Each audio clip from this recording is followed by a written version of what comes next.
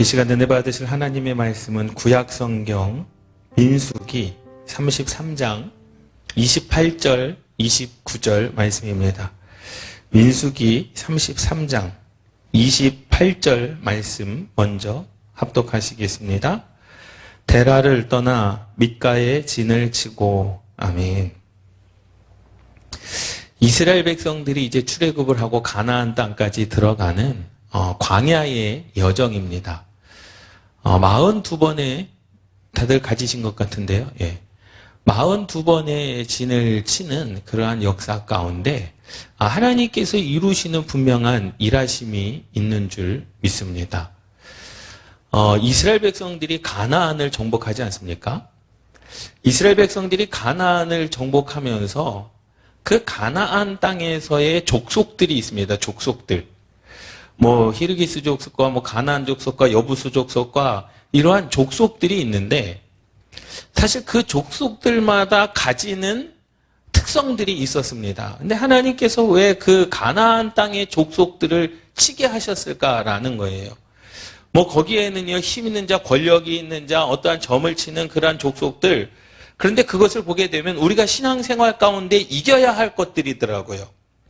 그러니까 가나안 땅 가운데 10가지 족속들을 하나님께서 다 이기게 하시는데 그 10가지 족속들이 가지고 있는 그러한 인간적인 그러한 욕심들, 인간적인 그러한 모든 것들이 우리가 이겨야 할, 우리가 신앙생활을 하면서 넘어야 할 산이더라고요.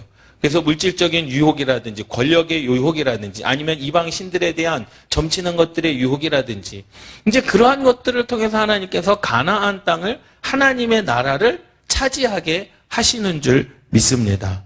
그러니까 신앙의 여정이라고 하는 것은요, 이기는 겁니다. 신앙의 여정이라고 하는 것은요, 정복하는 겁니다. 그러니 늘 우리를 넘어뜨리려고 하는 그러한 모든 것과 싸워 이겨야 되는 거거든요. 그럼 그것을 이기기 위해서는 사실은 신앙의 훈련, 말씀의 훈련을 받지 않고서는 우리가 세상에 나가서 이길 수 없음을 깨달으시기 바랍니다. 광야 시대의 구분을 한번 보도록 하겠습니다. 출애굽 광야 노정의 전체의 역사는요, 출애굽기 12장부터 신명기 34장까지 방대하게 기록이 되어져 있습니다. 그러니까 창세기 출애굽기 12장부터 신명기 34장까지는 광야의 40년, 그 이스라엘 백성들의 여정, 또 이스라엘 백성들의 사건들, 것들이 기록되어져 있는 것이 바로 출애굽기 12장부터 신명기 34장까지의 말씀입니다. 이 말씀을 쭉 읽어보면요, 이스라엘 백성들의 광야에서의 40년의 생활들이 이제 머릿속에 그려지는 그러한 말씀으로 기록되어져 있습니다. 크게 두 단계가 있습니다. 광야 40년을 두 단계로 나누면 첫 번째로는 출애굽에서 신의 광야까지, 그리고 두 번째는 신의 광야에서 모압 평지까지 두 단계로 요약이 된다라는 거죠. 그러니까 하나님의 언약의 말씀을 받기 전과 하나님의 말씀, 하나님의 언약의 말씀을 받은 이후로 나누어진다라는 겁니다. 그런데 그것을 세부적으로 주요 사건이 일어난 세 장소가 있습니다. 가장 큰 사건이 일어났던 세 사건인데 바로 첫 번째로는 신의 광야, 그리고 두 번째로는 가데스 바네아입니다. 가데스 바네아. 그리고 세 번째로는 모압 평지를 주요 사건, 세 가지 사건이 일어난 장소로 구분되어질 수 있죠. 그리고 그 시기로 따지자면 출애굽 40년의 광야의 그 시대를 5가지 시기로 나누자면 출애굽부터 신의 광야까지 약 45일 정도. 그래서 이 출애굽에서 신의 광야까지는 출애굽기 12장에서 18장 말씀까지, 그리고 두 번째로는 신의 산이 있는 신의 광야에서 그 한 곳에서만 11개월 20일을 지냅니다. 그러니까 신의 산이 있는 신의 광야에서 이스라엘 백성들이 모세가 하나님 앞에 십계명의 돌판을 받으러 올라갔을 그때 이스라엘 백성들이 그 신의 광야, 그 신의 산에 있는 신의 광야에서 뭐합니까? 우상을 만들고 거기에서 이제 우상을 숭배하는 그러한 사건이 있는 신의 광야가 이제 11개월 20일. 그리고 세 번째로는 신의 광야에서 출발하여 가데스 바네아 림마에서 정탐을 마치기까지가 약 3개월입니다. 민수기 10장 11절에서 14장까지의 말씀이죠. 우리는 이미 이 시대를 지나왔습니다. 출애굽에서 신의 광야까지를 지나왔고, 신의 광야, 신의 산에 있는 신의 광야를 지내왔고, 또 신의 광야에서 출발하여 가데스 바네아에서 정탐을 마치기까지 그 여정을 지나왔습니다. 그래서 그 가데스 바네아에서 이스라엘 백성들이 불순종을 하지 않습니까? 우리가 그냥 광야에서 죽었더라면 우리가 여기서 죽게 되는구나. 불평하고 불만을 가짐으로 말미암아 이제 하나님께서 38년이라고 하는 광야의 그 방랑길을 걷게 하십니다. 그래서 지금 우리가 밋가라고 하는 24번째, 25번째 이렇게 네 번째의 그 시기로 구분이 되어지는데 불신앙의 출애굽 1세대를 심판하는 광야 방랑기 38년 동안 이미 2년은 지나오지 않았습니까? 이미 1년 반은 지나오고 그리고 38년 동안 이제 불신앙으로 말미암아 광야에서 이스라엘 백성들이 심판을 받게 되는 과정입니다. 그리고 나머지 이제 11개월은 5번에 가데스 바네아에 다시 도착하여 모압 평지에까지 모세가 죽기까지 가는데 이때 민수기 20장에서 신명기 34장까지의 말씀에 보면 새 지도자가 죽음을 맞이하게 됩니다. 새 지도자는 누구냐? 미리암과 아론과 모세입니다. 미리암과 아론과 모세는요, 사실 광야 가운데 하나님 앞에 범죄함을 저질렀던 인물들이었다라는 거죠. 그런데 사실 하나님께서 미리암과 아론도 누구를 비방합니까? 모세를 비방하잖아요. 모세만 하나님의 말씀을 듣는 선지자냐? 우리도 하나님의 말씀을 듣는 선지자다. 라고 미리암과 아론이 모세를 비방하지 않습니까? 근데 하나님께서 현장에서 그들을 뭐 할 수 있어요? 심판하실 수도 있습니다. 그렇잖아요. 하나님께서 세우신 모세를 비방한 이 미리암과 아론을 하나님께서 그 즉시 심판하실 수도 있지만 그들을 용서하시고 어디까지는 이스라엘 백성들이 가나안 땅에 들어갈 그때 가데스 바네아 다시 한번 그 여리고성 가나안 땅을 정탐할 그때까지는 하나님께서 이끌어 가셨다라는 사실입니다. 하나님의 그 하나님 앞에 죄를 저지르지 않아서가 아니라 그것을 용서하긴 하셨지만 하나님의 일을 위하여 그들을 그곳까지 이끌어 가신 줄 믿습니다. 그래서 이제 마지막 신명기 민수기 20장에서 34장의 말씀에 보면 이제 새 지도자의 죽음 미리암과 아론과 모세가 죽고 새로운 지도자가 탄생하게 되죠. 그가 누굽니까? 바로 여호수아인 줄 믿습니다. 그 여호수아와 함께 그 여호수아를 돕는 자로 갈렙이 이제 가나안 땅을 정복하는 수장이 되고 또 가나안 땅을 정복하는 리더의 역할을 감당하게 되는 줄 믿습니다. 사실 그렇기 때문에 지금 우리가 매주 가데스 바네아에서 이스라엘 백성들이 정탐한 후에 불신앙을 가지고 다시 한번 가데스 바네아까지 가는 그 38년의 여정은요, 사실 지루할 수도 있습니다. 생각을 해보세요. 이따가도 말씀을 드리겠지만 림마에서 하스모나까지 림마에서 무슨 데라 그 지역은요 그리 넓은 지역이 아니에요. 일산을 떠나서 대전으로 이동을 했다. 또 대전을 떠나서 부산으로 이동을 했다. 그게 아닙니다. 굉장히 가까운 거리입니다. 그들의 이동 거리를 보면은요 짧게는 10km거든요. 그러니까는 이 삼성당을 떠나가지고 김포공항까지를 간 거예요. 그럼 나 혼자 그 거리를 이동했다라고 생각을 하면은요, 힘들고 어려울 수 있지만 한번 생각해 보세요. 60만 명이라고 하는 수많은 사람들이 그 10km를 가가지고 데라를 떠나 밋가에 진을 쳤다라는 거죠. 사실 굳이 그 진을 옮길 필요가 있었을까라는 거예요. 그렇지 않습니까? 일산을 떠나가지고 대전에 진을 쳤다라고 하면 좀 이해가 되겠지만 그 가까운 거리를 굳이 떠날 필요가 있고 굳이 또 진을 칠 필요가 있겠느냐라고 그렇게 생각되어지지 않습니까? 그래서 그 기동 거리를 이렇게 계속 보게 되면 굳이 하나님께서 이 짧은 거리를 그 수많은 사람들을 짧은 거리를 다시 떠나게 하시고 진을 치게 하실 이유가 무엇일까라는 겁니다. 그런데 분명한 사실은 그 지역들마다 사건들마다 하나님께서 주시는 그들에게 주시는 은혜가 있는 줄 믿습니다. 그러니까 이 광야의 38년이라고 하는 시간을 지나지 않고서는 어디를 들어갈 수가 없는 거예요? 가나안을 들어갈 수가 없습니다. 그러니까 이 38년 동안 하나님께서 주시는 그들을 향한 하나님께서 주시는 은혜를 경험하지 않고는 가나안을 내가 밟지 못한다라는 사실이에요. 그래서 하나님께서 그들을 이렇게 진을 치게 하시고 이동케 하신 줄 믿습니다. 또 구약에서 가장 중요한 것이 뭐냐면 이름입니다. 이름. 사람의 이름이죠. 아브람을 아브라함으로 바꾸어 주셨듯이 그 사람의 이름이 어떠한가에 따라 하나님의 역사가 다르고 하나님의 일하심이 다릅니다.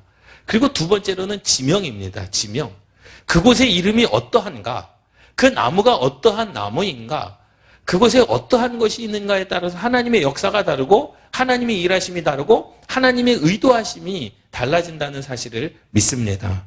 그래서 사실 24번, 25번, 26번, 27번 계속 나가는데 그 지역의 뜻이 무엇이냐에 따라서 하나님께서 그들에게 주시는 메시지가 다르다는 사실을 믿습니다. 그래서 밑가를 한번 보도록 하겠습니다. 1번 밑가. 밑가는 24번째로 진을 친 장소입니다. 밑가는요, 감미로움, 단샘, 감천이라는 뜻으로 그 어원은 달콤하다라는 뜻입니다. 즐겁다, 유쾌하다, 기분 좋다라는 뜻입니다. 이 말만 들어도 이스라엘 백성들이 밑가에서 참 기분 좋은 생활을 했을 것이다 라고 그렇게 느껴지지 않습니까? 이 위치는요, 림마에서 광야 40년이라는 징벌을 받고 10번째 진을 쳤던 곳입니다. 5시기로 봤을 때 4번째 시기에 해당이 되어지는 거예요. 4번째 시기에. 지명의 뜻처럼 샘이 있는 곳입니다. 좋은 마실 물이 있는 샘이 있는 곳이죠. 내용을 보자면 그렇습니다. 밑가에서의 사적은 성경에서 달리 기록된 곳을 찾아볼 수 없지만 출애굽 이후에 처음 만났던 마라의 쓴물과는 대조적으로 이곳에서는 무엇을 만납니까? 단샘을 만났다라는 거죠. 사실 이제 물맛이 좋다. 저는 모르겠습니다. 이렇게 이게 그 맛을 보는 감각이 잘 몰라서 그렇지, 몰라서 그런데요. 물맛이 좋다라고 그렇게 말씀하시는 분들도 계시지 않습니까? 어떤 광천수라든지 아니면 어떤 산에 가서 물을 마셨는데, 야, 물맛이 좋다라고. 그런데 바로 이 밑가라고 하는 그곳은요, 단샘. 그 물이 참 달기로 유명한 지역인 거죠. 이스라엘 백성들이 데라를 떠나 밑가에 진을 쳤습니다. 데라의 장소는 체류하거나 지체하는 장소가 아닙니다. 잠시 여행하여 거쳐가는 곳입니다. 이 세상이 아무리 살기 좋은 곳이라 해도 전부가 아니라는 것을 교훈해주는 장소인 것이죠. 그러니까 우리가 가야 할 곳은 가나안이라는 것을 말씀해주고 있는 겁니다. 데라에서의 의미는 그렇죠. 3번, 데라는요, 떠나왔던 이스라엘 백성들이 만난 곳은 밑가의 장소입니다. 데라를 떠나왔던 이스라엘 백성들이 만나는 곳은 밑가라고 하는 장소입니다. 이 장소에서 즐겁고 단맛이 나는 인생을 살게 되었습니다. 바로 광야에서 샘을 만난 것인데 죽음의 자리에서 오아시스를 만난 것과 같습니다. 인생을 즐겁게 살 수 있는 것은 하나님의 은혜인 줄 믿습니다. 이 세상을 살다 보면 쓸 때도 있고 달 때도 있습니다. 인생이 기쁠 때도 있고 슬플 때도 있지 않습니까? 오르막이 있는가 하면 내리막도 있지 않겠습니까? 그런데 이스라엘 백성들이 광야의 인생에서 힘들고 지쳤지만 하나님께서 인생을 기쁘고 즐겁게 해주시도록 그들을 인도하셨다라는 거죠. 그래서 시편 119편 143편 143절 말씀에 보면 환난과 우환이 내게 미쳤으나 주의 계명은 나의 즐거움이니다 라고 했을 때 이 즐거움의 단어가 바로 마타크라고 하는 밑가와 같은 단어로 사용되어졌다라는 겁니다. 그러니까 밑가는 즐거움을 얻는 곳이다라는 거죠. 근데 그곳에서 이스라엘 백성들이 무엇으로 즐거움을 얻었겠느냐? 바로 환난과 우환이 우리에게 미쳤으나, 우리에게 있었으나 주의 계명, 하나님의 말씀은 우리를 즐거워할 것이다. 그러니까 하나님의 말씀대로만 살아가면 세상을 뭐하고요? 정복하게 되는 겁니다. 광야를 정복하는 삶을 살아갈 수가 있는 겁니다. 그리고 천국은 침노하는 자의 것이다. 그 하나님의 나라도 우리가 천국을 소유할 수 있는 자들이 되는 줄 믿습니다. 그래서 인생을 살면서 환난과 우환이 있을 때가 있습니다. 그러나 이럴 때에 주의 계명의 말씀이 인생을 기쁘고 즐겁게 하는 것입니다. 우리도 신앙생활을 하면서 문제가 발생하게 되고 내가 풀기 힘들 정도로 어려운 환난과 우환이 나에게 엄습해 올 때가 있습니다. 이때 주님께서 말씀을 주심으로 이겨낼 수 있는 힘을 주시는 것입니다. 이 말씀을 통해 기뻐하고 즐거워하게 되는 것입니다. 지금 현재 고통 중에 있다면 하나님께서 밑가의 은혜를 주셔서 쓴 인생을 단맛으로 바꾸어 주실 것입니다. 아멘. 뒷장을 보도록 하겠습니다. 잠언서 15장 13절 말씀에 보면 마음의 즐거움은 얼굴을 빛나게 하여도 마음의 근심은 심령을 상하게 하느니라. 마음의 즐거움은 양약이라도 심령의 근심은 뼈를 마르게 하느니라. 우리가 사람의 표정만 봐도 그렇지 않습니까? 아, 저 사람 표정이 좋구나. 아, 좋은 일이 있는가 보나. 참 평안하구나. 그런데 저 사람이 얼굴이 어두울 때가 있고 참 힘들어 보일 때가 있어요. 무슨 문제가 있나? 어떤 해결되지 못한 문제가 있나? 그래서 마음의 즐거움은 얼굴을 빛나게 하여도 그 얼굴이 우리를 대변해 주는 거 아니겠습니까? 그래서 하나님께서 인생의 광야에서 고통스럽게 살 때에 마음의 즐거움을 주심으로 얼굴에 빛이 나게 하시고 마음의 근심을 사라지게 하시는 것입니다. 마음의 즐거움은 양약이지만 심령의 근심은 뼈를 마르게 한다라고 말씀하고 있습니다. 그런데 보세요. 이스라엘 백성들이 여전히 그들의 삶의 자리는 어디입니까? 삶의 터전은 광야입니다. 여전히 광야인 거예요. 삶의 터전이 바뀐 게 아닙니다. 하나님께서 하루아침에 그들의 삶의 터전을 딱 들어가지고 가나안으로 옮겨주시지 않았다라는 거죠. 또 가나안에 가서도 마찬가지죠. 그냥 가나안의 허화벌판에서 그냥 너희들이 야 이제 말뚝 받고 너희들이 차지하고 싶은 대로 차지해라 그러지 않았습니다. 전쟁을 해야 됐어요. 싸워야 됐습니다. 거기에 있는 족속들을 다 물리쳐야 되는 거예요. 그 10족속들은 우리가 이겨야 할 신앙 가운데 부딪히는 문제, 인간의 모든 문제들을 말씀해주고 있는데 그것을 이기지 않고서는 가나안 땅을 정복할 수가 없습니다. 근데 우리의 삶 가운데도 마찬가지입니다. 이겨야 할 것이 있다면 어떠한 유혹이든지 우리가 그것을 이기지 않고서는 하나님의 나라를 침노할 수 없음을, 하나님의 나라를 소유할 수 없음을 우리가 깨달으시기 바랍니다. 6번 보도록 하겠습니다. 마르게 한다는 의미는 초목이 수분을 전혀 얻지 못하여 다시는 회복할 수 없을 만큼 시들어 죽어가는 모습을 의미합니다. 심령의 호흡의 문제가 해결되지 않으면 영원히 뼈가 마르게 되어 몸을 지탱할 수 없는 상태를 의미합니다. 이 세상에서 하나님은 말씀을 통하여 쓴 맛의 인생을 단맛의 인생으로 바꾸어 주셔서 마음의 기쁨과 즐거움을 주시는 것입니다. 이것이 바로 밑가의 인생입니다. 죽음과 같은 불모지 사막에서 단샘을 만난다는 것은 하나님의 역사입니다. 보세요. 여전히 어딥니까? 이스라엘 백성들은 광야라고 말씀을 드렸습니다. 여전히 그들의 삶은 광야이지만 하나님께서 그들에게 살 수 있는 무엇을 주십니까? 증거를 주십니다. 하나님께서 그들을 살 수 있는 체험을 주십니다. 그것이 뭐라는 거예요? 단샘을 만나게 하셨다라는 거죠. 그래서 이스라엘 백성들은 그거 하나만으로도 인생을 누구에게 맡길 수 있는 거예요? 여호와 하나님께 맡기게 되는 줄 믿습니다. 우리의 삶도 마찬가지입니다. 내 삶 가운데 하나부터 열까지 하나님의 은혜이기는 은혜이죠. 하나부터 열까지 하나님의 그 임재하심은, 하나님의 통치하심은 맞지만 우리가 느낄 수 있을 정도로, 우리가 고백할 수 있을 정도로 내 삶 가운데 이러한 일들이 한 번씩 일어난다라고 한다면, 경험되어지고 체험되어지는 신앙이 한 번씩 우리의 인생 가운데 우리가 경험되어지고 체험되어진다라고 한다면 우리는 결코 하나님을 버릴 수 없음을 믿습니다. 하나님의 살아계심을 끝까지 믿고 우리가 신앙생활을 할 수 있게 된다라는 거죠. 그래서 이스라엘 백성들은 죽음과도 같은 불모지 사막에서 단샘을 만난 것입니다. 그것이 하나님의 역사였다라는 거죠. 그래서 이스라엘 백성들이 뭐라고 고백합니까? 아, 하나님이 살아계시구나. 우리를 인도해 주셨구나. 라는 것을 고백하게 된다라는 겁니다. 여전히 어디이지만, 여전히 광야는 광야이지만 하나님께서 우리를 뭐하지 않으셨다? 버리지 않으셨다라는 겁니다. 그래서 하나님께서 힘겨운 40년의 여정에서도 하나님의 은총의 손길 안에서 은혜롭고 즐거운 단샘을 만나게 됩니다. 우리가 세상의 풍요로운 자리에 오래 머물러 하나님의 뜻을 지체시켰다 할지라도 회개하고 돌이켜 하나님의 말씀을 순종하고 나아갈 때 유쾌하게 되는 날이 주 앞으로부터 이르게 됩니다. 그것이 밑가와 같은 단샘의 축복입니다. 사도행전 3장 19절 말씀, 그러므로 너희가 회개하고 돌이켜 너희 죄 없이 함을 받으라. 그러니까 예수 그리스도의 보혈로 죄 사함을 받으라는 겁니다. 이같이 하면, 너희가 예수 그리스도의 보혈로 죄 사함을 받으면 새롭게 되는 날이 주 앞으로부터 이를 것이요. 할렐루야. 새롭게 되는 날을 누가 주시는 겁니까? 주님께서 주시는 겁니다.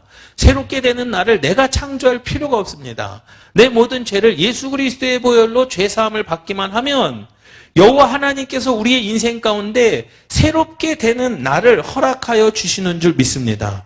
그 새롭게 되는 날은 주님 앞으로부터 이루어진다라는 사실입니다.